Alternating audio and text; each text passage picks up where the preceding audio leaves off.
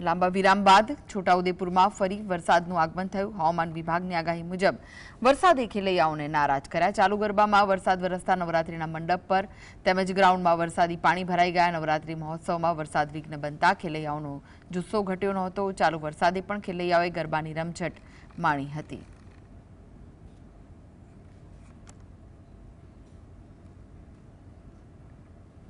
તો ચાલુ વરસાદમાં પણ ખેલૈયાઓ ગરબે ઘૂમ્યા હતા અને ગરબાની રમઝટ માણી હતી। છોટાઉદેપુરમાં પણ વરસાદ વિઘ્ન બન્યો હતો અને ખેલૈયાઓની મજા બગાડી હતી, પરંતુ વરસાદનું આગમન થતાં પણ ખેલૈયાઓ મન મૂકીને ગરબે ઘૂમ્યા હતા।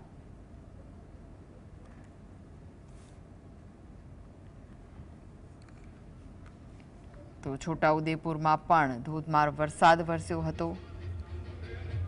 વરસાદના કારણે નવરાત્રીના મંડપ પર તેમજ ગ્રાઉન્ડમાં વરસાદી પાણી ભરાઈ ગયા હતા। નવરાત્રી મહોત્સવમાં વરસાદ વિઘ્ન બનતા ખેલૈયાઓનો જુસ્સો ઘટ્યો નહોતો। ચાલુ વરસાદે પણ ખેલૈયાઓ ગરબાની રમઝટ બોલાવી હતી।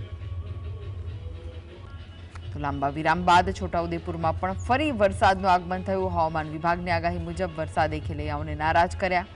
ચાલુ ગરબામાં વરસાદ વરસતા નવરાત્રીના મંડપ તેમજ ગ્રાઉન્ડમાં વરસાદી પાણી ભરાઈ ગયા હતા, પરંતુ વરસાદી માહોલ વચ્ચે પણ ખેલૈયાઓનો જે જુસ્સો છે તે ઘટ્યો નહોતો અને ચાલુ વરસાદે પણ ખેલૈયાઓએ ગરબાની રમઝટ માણી હતી।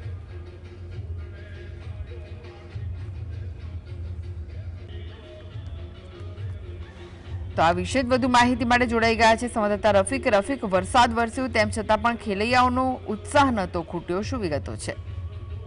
છોટાઉદેપુર નગરમાં જે વરસાદ પડી રહ્યો હતો મોડી રાત્રે, ત્યારે ખેલૈયાઓ વરસાદમાં પણ ગરબાનો આનંદ માણ્યો હતો। અંબે માની ભક્તિમાં તલ્લીન થયા હતા અને ચાલુ વરસાદે ગરબા રમ્યા હતા।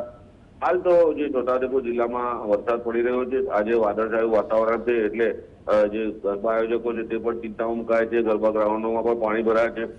સાથે સાથે ખેલૈયાઓ છેલ્લા 2-3 દિવસ જ્યારે નવરાત્રીના બાકી રહ્યા હોય ત્યારે મન મૂકીને ગરબા રમી રહ્યા હતા, ત્યારે વરસાદ વિઘ્ન બન્યો, પરંતુ ખેલૈયાઓ તેને પણ બાજુ પર મૂકી દીધું અને ચાલુ વરસાદે જ ગરબા રમીને અંબે માની ભક્તિનું જે લુપ્ત છે તે ઉઠાવ્યું હતું।